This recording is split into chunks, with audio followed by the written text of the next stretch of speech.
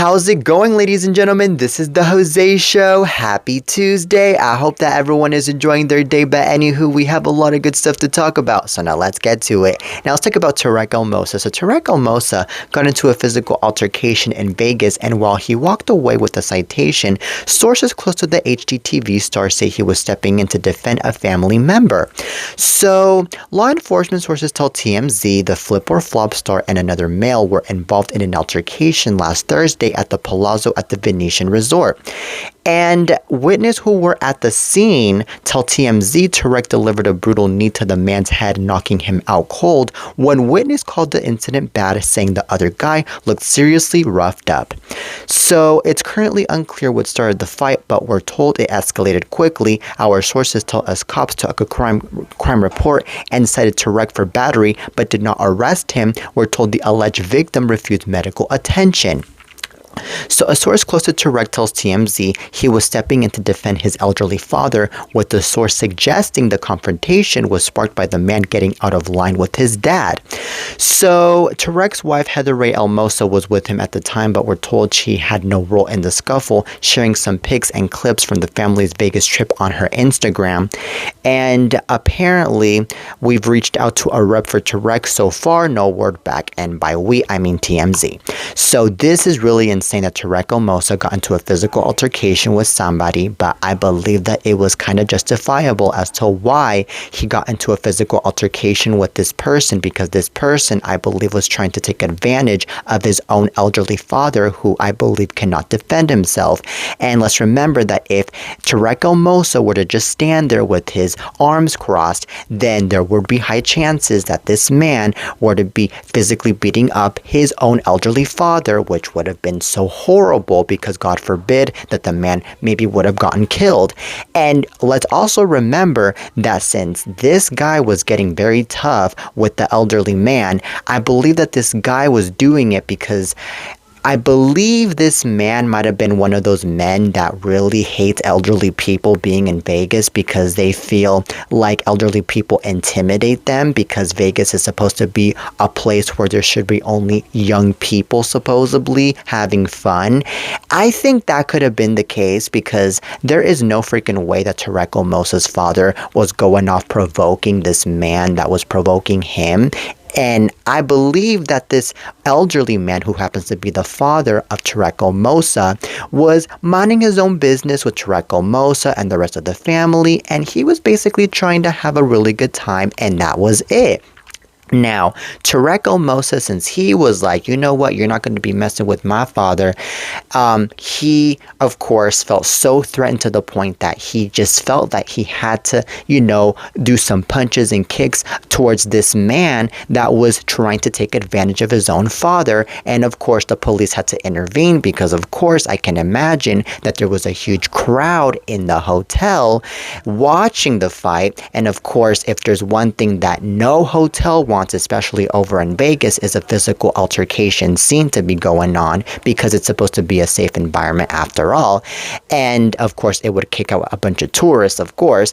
And what really shocks me the most, though, is that the cop ended up giving Tarek Elmosa a hit in the wrist by just giving him a citation for battery instead of arresting him for battery, because usually in cases like this, you do not get a citation for battery. You get arrested and you get arrested. But I think that they gave Tarek Elmosa a hit in the wrist for this because they knew that Tarek Elmosa was standing up for his own father and that it was justifiable, but at the same time, they didn't appreciate the scene that was going on over at the hotel. So with all of that being said, ladies and gentlemen, this was so darn crazy, and I think that from now on, Tarek Elmosa is going to have to calm himself down, because now he's like, oh my God, well, I'm so lucky that right now I got a citation, but I am not going to be doing this anymore, because I do not want to get arrested in the near future or in the future in general. So anyways, Tarek Elmosa, I understand that you were a hero here for your own father, but please stay out of trouble, and that is all I have to say about this. All right, now on to the next topic. Now let's talk about Deion Sanders. So Deion Sanders is dealing with a health issue and it's reportedly so problematic he's missing University of Colorado summer camps this month to recover at his Texas home. All right, so according to USA Today, Sanders' oldest son, Deion Jr., revealed during a YouTube live stream on Sunday the Buffs head coach currently has no timetable for a return to Boulder while he gets a handle on the ailment. So, fortunately, Deion Jr. said his 57-year-old father is feeling well. All right, so he'll tell y'all soon enough what he's going through, what he went through. Sanders' son said, adding, "When we get back in Boulder, I don't know. So I'm waiting until my dad leaves. When he leaves, then I'll go. Until then, I'm gonna sit here with him." All right, so in May, Sanders referenced on a podcast with former NFL cornerback Asante Samuel that he was battling something, explaining, "What I'm dealing with right now is at a whole nother level." He did not expound, however. Alright, so on June 8, he was slated to speak at the Sickle Cell Disease Research and Educational Symposium in Florida, though the org said he had to back out due to an unavoidable last-minute scheduling change. So the Buffs began their annual camps for high school players last week. Sanders attended the ones the school put on in 2023 and 2024.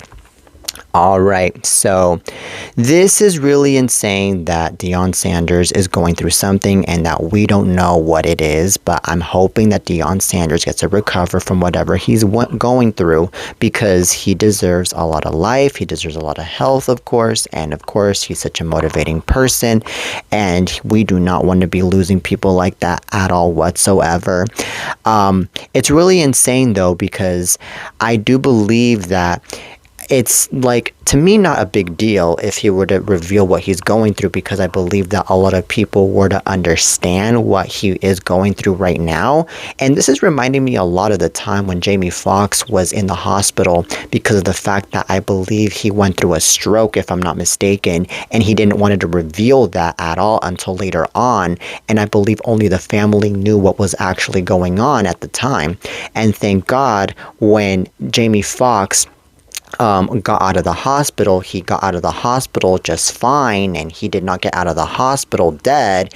And of course, he was able to tell us exactly what was going on. I think, though, that since Deion Sanders is a coach, I believe that him being a coach might have done so much effect towards his own lifestyle. Maybe he wasn't eating much. Maybe he was just too busy out and about in the fields with the guys doing football and doing a bunch of other things. And he was, too focused on making sure that the team would do good. And he was just too focused on the fact that he was, trying to be this really good coach. But he got too focused on that to the point that he wasn't focused on his own health, and he wasn't focused on the fact that he really needed to put himself first. And that's the issue, ladies and gentlemen, is that unfortunately at times we do not put ourselves first. We ended up putting others first, which actually leads us to a bunch of consequences to ourselves. And unfortunately, what happens is that sometimes it can be life-threatening, and it's very scary. So, anywho, I do believe that this guy, by the way, is only 57 years old. He's too young to die, that's for sure. And, I do think that in this world that we live in, we do go through a lot of repercussions. We do go through a lot of downs in life in order to actually learn how to better ourselves and in order to really know, what's right and what's wrong for ourselves. So that way we won't be, making that same mistake over and over and over again. Just like what Deion Sanders is, for example, I think, since it seems like it to me, like I said, that he could be going through something because of the fact that he maybe isn't really taking care of himself the way he's supposed to. So, anywho, I really am wishing a speedy recovery for Deion Sanders, and that is all I have to say about this. Now on to the next topic. So last night's 2025 BET Awards were definitely something. Well, Snoop Dogg, Mariah Carey, Teyana Taylor, and so much more got to crush it on last night's stage, especially Mariah Carey since she got to perform her new single Type Dangerous alongside rapper Anderson .Paak, which by the way was an amazing performance, and I believe it was Mariah's best performance in a very long time. I think that she definitely had a beautiful outfit, by the way, while she was performing, and I think, by the way, that it was very clever of her to be doing the best performance in a while with this new song that she was performing for, because I think that really gave Mariah Carey the center of attention at the BET Awards last night in order for her to actually get back into the relevancy again. And I'm not trying to say that Mariah Carey isn't relevant. I'm just trying to say that she hasn't been as relevant as she used to be. And let's also remember that it really has been helping the single Type Dangerous do really good in the streaming platforms especially, so that's another thing. And I really believe that Mariah Carey was really clever in even booking a performance into this award show in the first place, because this award show is mainly hip hop, R&B, and of course this song is like hip hop and R&B, and it's a really good song, by the way. It reminds me a lot of the old music that she released back in 2005 with her album The Emancipation of Mimi, with her songs It's Like That, We Belong Together, Shake It Off. So anyways, Mimi, you are really killing it right now, and I really hope that you continue to kill it, which I'm sure you will. Okay, now on to Snoop Dogg and Teyana Taylor. Snoop Dogg, man, he always be thugging it out, but I mean it in a really good way. I mean, he really was like, you know what, guys, I'm gonna be out here, I'm gonna be giving out my performances like never before, and I'm gonna bring back 2003, 2004 to the stage with my own music, and y'all are gonna love it. And that's exactly what he did, because he really impressed so many people out there with his performance. His performance was like definitely so similar to the performances that he used to give, by the way. I mean, he didn't sound different at all to me, in my opinion. He sounded definitely the same.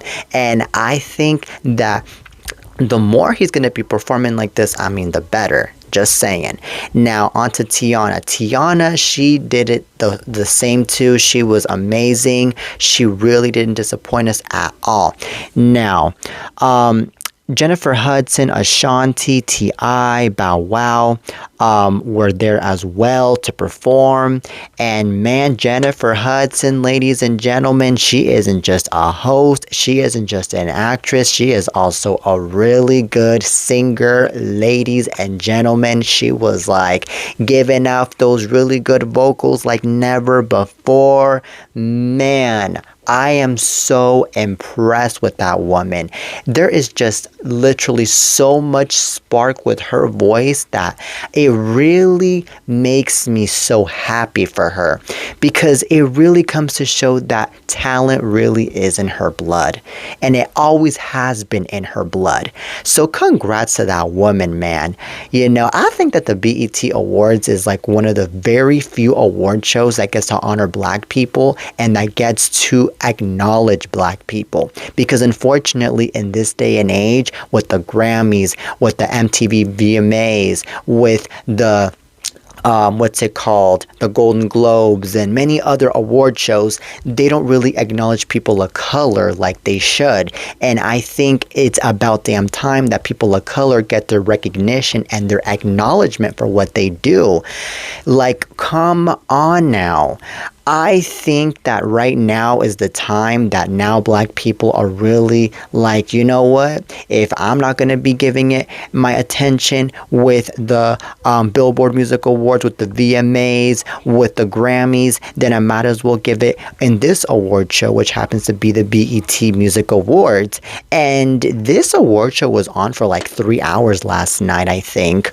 So it really was like so long, but so fun to watch.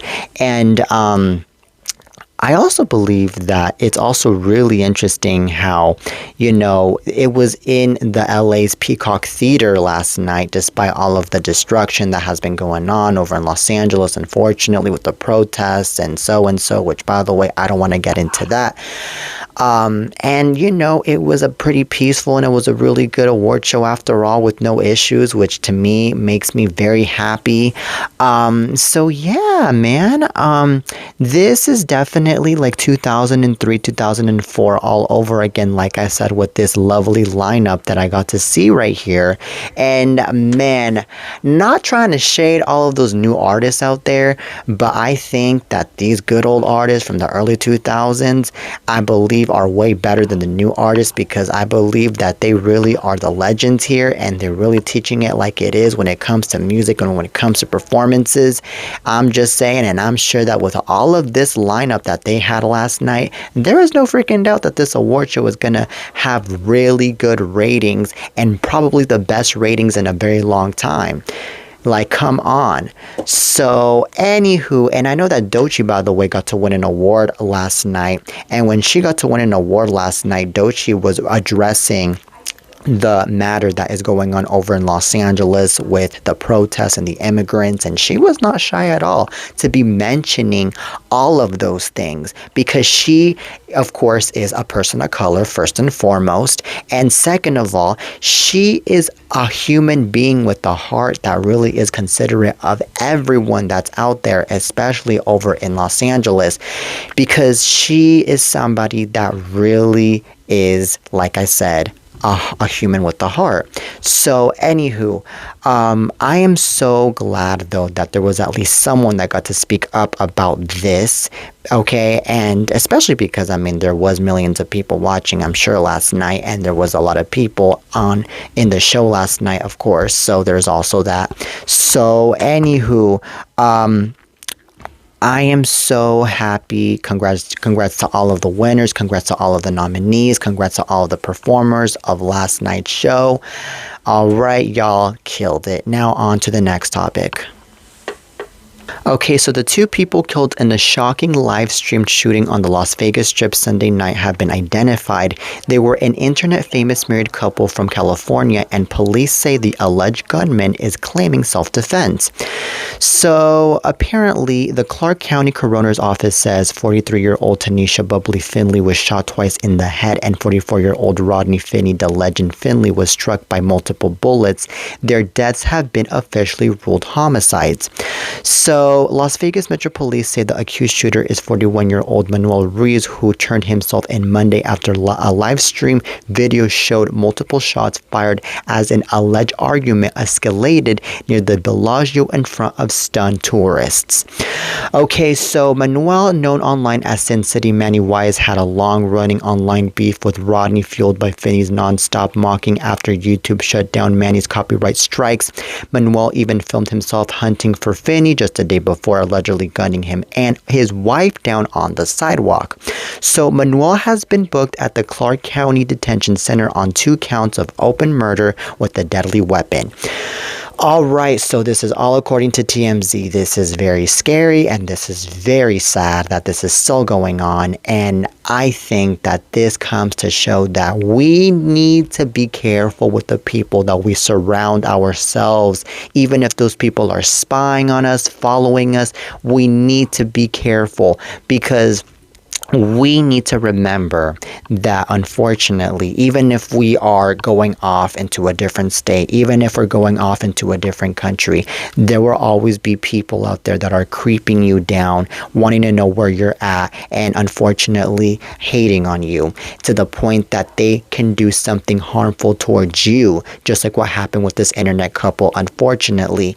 And what's really sad is that they were just having a good time in Vegas when all of a sudden all of this happened. happened.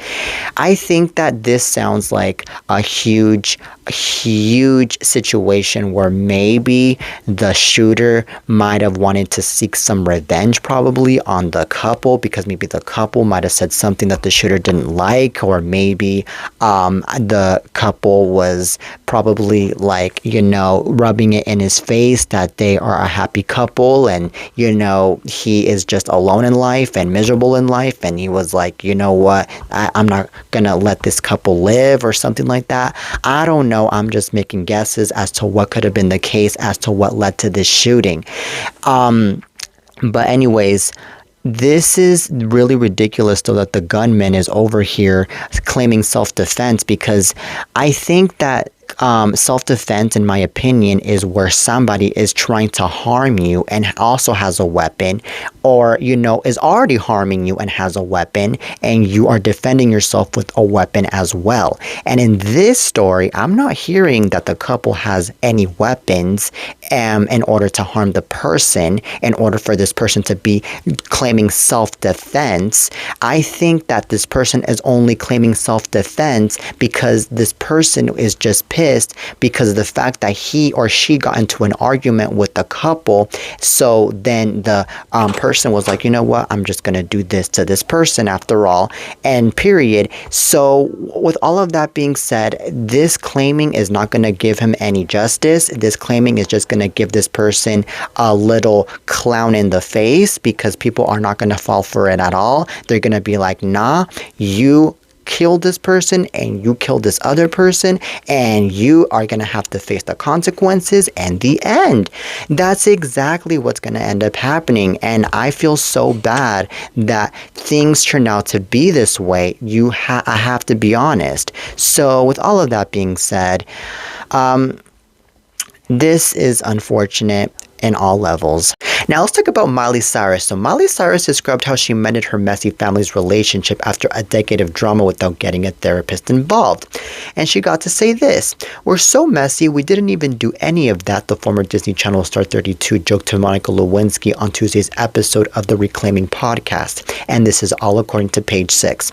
So this is insane that Miley Cyrus got to be mending it out with her family after years of drama, because I think that this drama should have never happened. This distancing should have never happened, but there was reasons behind all of this, because unfortunately Billy Ray Cyrus got to be cheating on Tish Cyrus like 2 or 3 years ago with some chick called Fire Rose, which happens to be like 30 years younger than him. And then later on, he got engaged to Fire Rose, and I believe he got married to Fire Rose. But then after like 6 months or 7 months of marriage, then Fire Rose and Billy Ray Cyrus divorce. It's insane. And then later on, I believe that was when Billy Ray was like, oh my God, what did I do to this family of mine that is such a beautiful family? I might as well, get my whole entire family together, or at least most of my family together, starting off with Miley Cyrus, by contacting her, and maybe we can get together at some park or wherever. And then from there was when, of course, the reuniting happened between Miley Cyrus and Billy Ray Cyrus. And I believe Noah and Brandy were also in the picture as well, especially that picture that was posted on Billy Ray's Instagram, I think.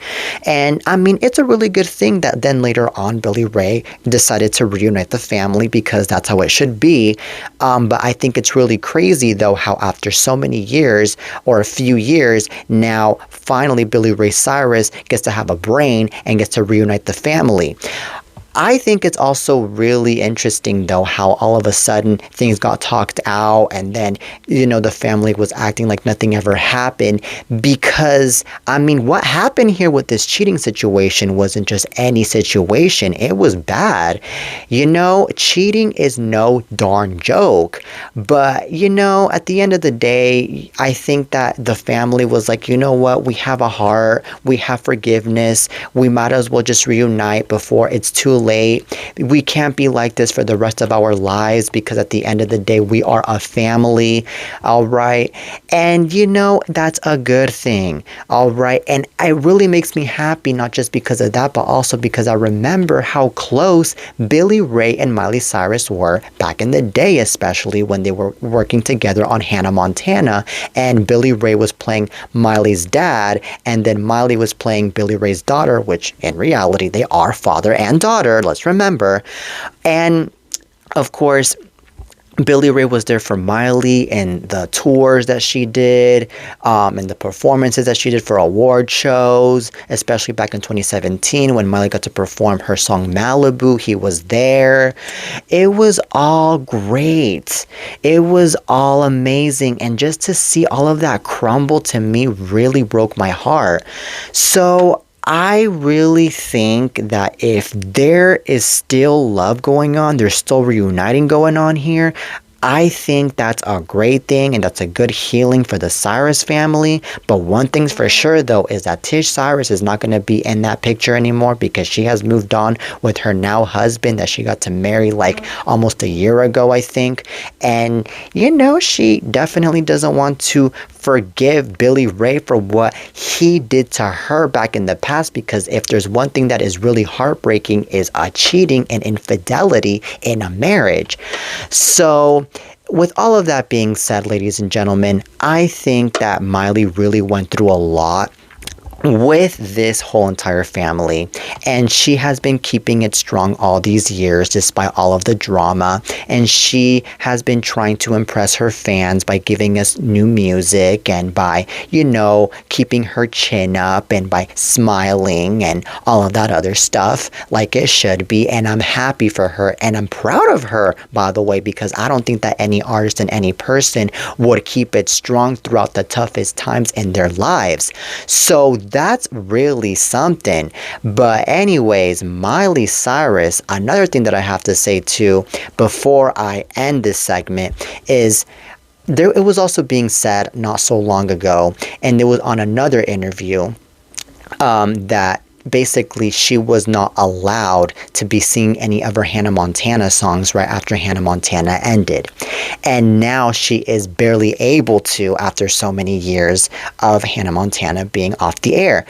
I think that's really insane because I believe that Miley Cyrus should have had the right to be singing those songs of Hannah Montana because, yes, I believe that Hollywood Records, in my opinion, I think it's Hollywood Records, owns the music. But at the same time, that is Miley's music too because Miley got to perform it and Miley was the star of the sitcom Hannah Montana. Okay, so to me, I feel like Miley Cyrus should have actually sued either Disney or Hollywood Records for not letting her perform any of the Hannah Montana songs that she performed and that she made way back in the day. That's insane. Like Miley, in my opinion, yes, she moved on towards her newer music, especially her more mature music. And there was a time, of course, when Miley didn't want to even be known as Hannah Montana anymore.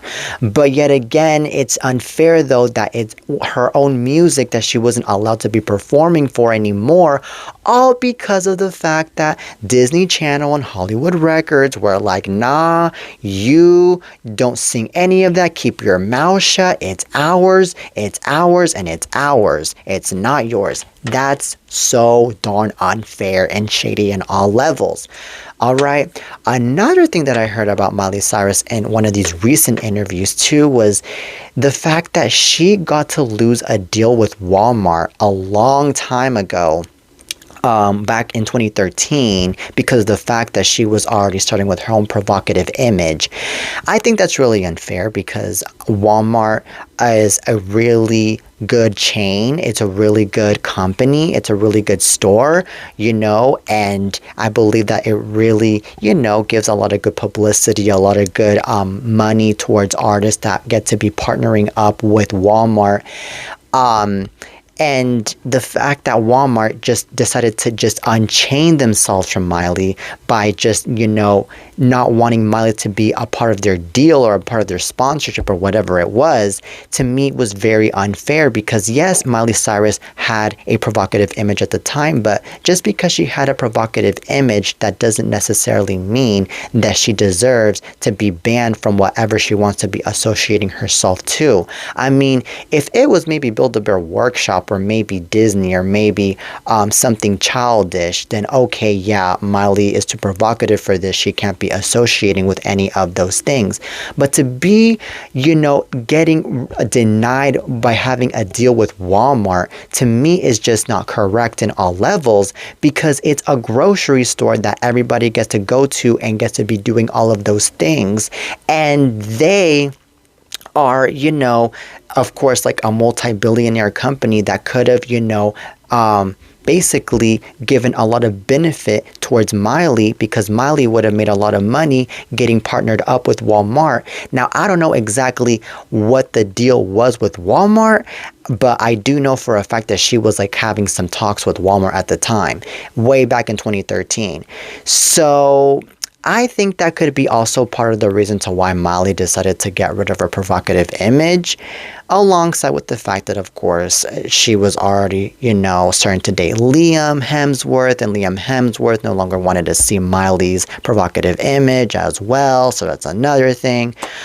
But man, Jesus Christ, this is very insane. But Miley, you are a legend. You continue to be a legend, and you do you. All right, now that is it for today's show, ladies and gentlemen. I really hope you guys enjoyed today's lovely episode of the Jose Show. Till next time, and peace.